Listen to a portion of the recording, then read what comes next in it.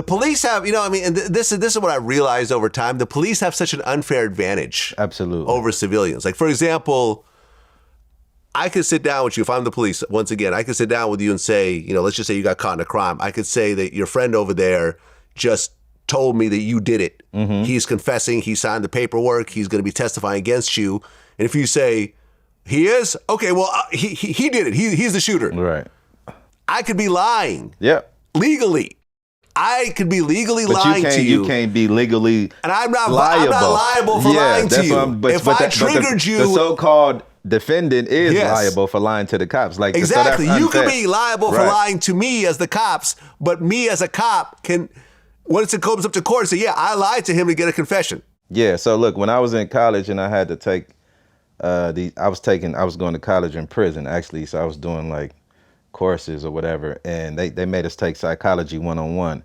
And one of the things in the book that I remember vividly was like how they use psychology, you know, in these investigations and shit like that. So what the cops would do, like, just say if a shooting happened somewhere and there's witnesses, they'll come with this photo pack, which is usually like 6 to 8 photos. Yes. And then they'll show a person, do you see the person that came through here shooting?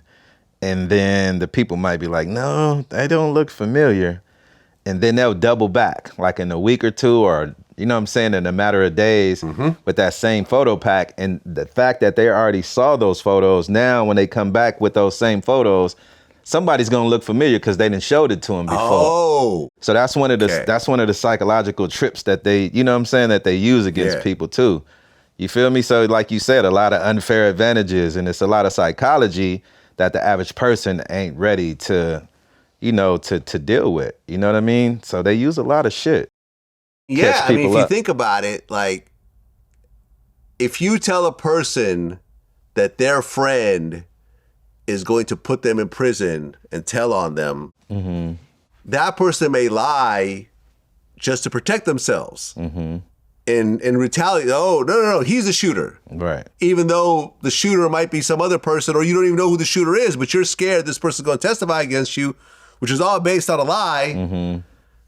You know, and, you know, for example, like, when your lawyer is in a room with you, that's supposed to be off limits. Right. But, you know, I've always heard stories that the police could listen in, and then, now it can't be admissible, but they're getting information that they could potentially then use against you. It's just an unfair system. It's so It's just unfair. an unfair system. Yeah. It doesn't pay to be a criminal. Right. Like, honestly, like it just... It really does. It really doesn't. It really It's always going to be against you. Yeah, you know, when you sure. see a federal indictment, Well, I it'll would say the not a United black States of criminal. America versus the whole country's against you. Yeah, Like, for sure. you're not going to win. If they want you, they're going to do whatever it takes to put you... I think the biggest criminals are the ones who so-called, who are, you know, are there to uphold the law. You know what I'm saying? Because they use the most tricky shit. You know what I'm saying? Like, that's what I've seen my entire life, from foster care, you know what I'm saying, to juvenile, you know, to prison. Like, it's just, they bend the rules all the time to their own advantage. Well, the house raid happens, and Keefe actually reached out to me because we had already done 2 interviews. Yeah. And he had done lots of other interviews. He did Art of Dialogue, he did Camp Capone. Yeah. Did a bunch of interviews. He reached out to me and said, I want to do a 3rd interview. And I'm like, all right, cool. And he's like, well, I want a deposit this time. And I'm like, okay. He's never asked for one before. So I'm like, okay, I'm going to pay him this deposit knowing it's probably going to go up in smoke. Yeah. Because he's already been, you know, already had his house raided. You assumed the arrest was coming. Oh, this was after he tried. Yes. Okay. So after the house was raided, before he got arrested, he called me up and asked for a deposit. I gave him a deposit. It wasn't a lot of money, but it was a few dollars. And sure enough, he gets arrested. Yeah. My deposit's gone. It's cool. I'm not tripping. When he actually got arrested, this was about 2.5 months later. Yeah. After the arrest, how did you feel?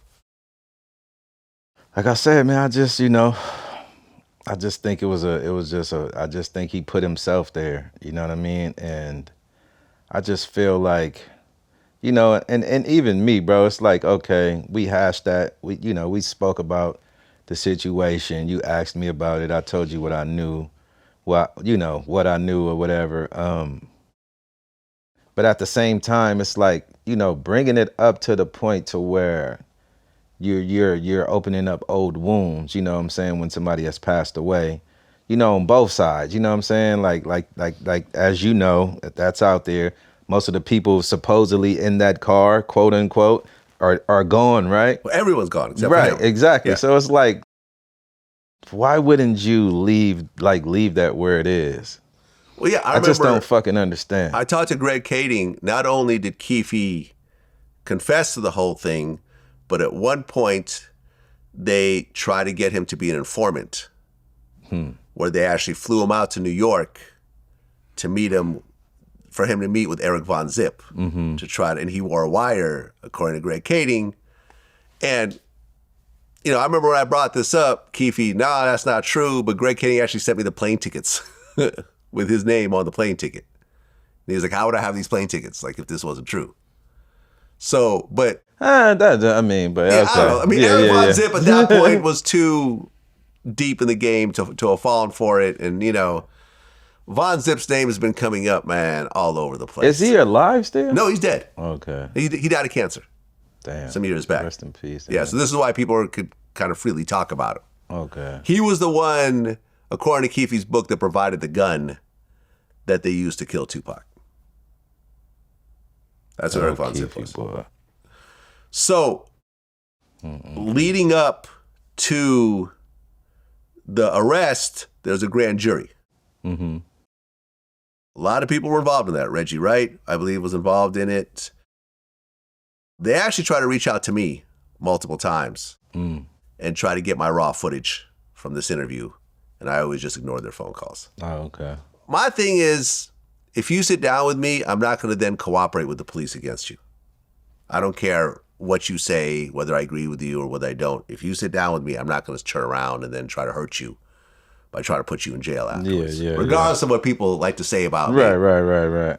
You know, I have the voicemails from Las Vegas PD. Oh, you know, Vlad, can you please call me? Can you please call me? And I'm like, I'm ignoring this. There's nothing that they have anyways. Yeah. You know, that I have that they could use regardless. And I remember at one point during the first interview, Keffe asked if he could just go outside and talk to the co-writer. And when he walked outside, my cameraman was like, his mic is still on. And I said, turn it off. I said, I'm not going to catch people on hot mics. Like that's just not what I do. So that may have been an opportunity to catch him confessing to something, but I didn't want any pieces of that. Yeah, hell no. You know, I mean, my thing is like, whatever you say in front of this camera, like there's no gray area right now. You're wearing a mic. There's 3 cameras pointing at you. There's another microphone on top of your head. Right. Like, you know you're being recorded. Absolutely. There's no gray area here, right? Right. You know everything you say is going to publicly be released. Right. But if you walk out the room, I'm not going to continue to record you. Right.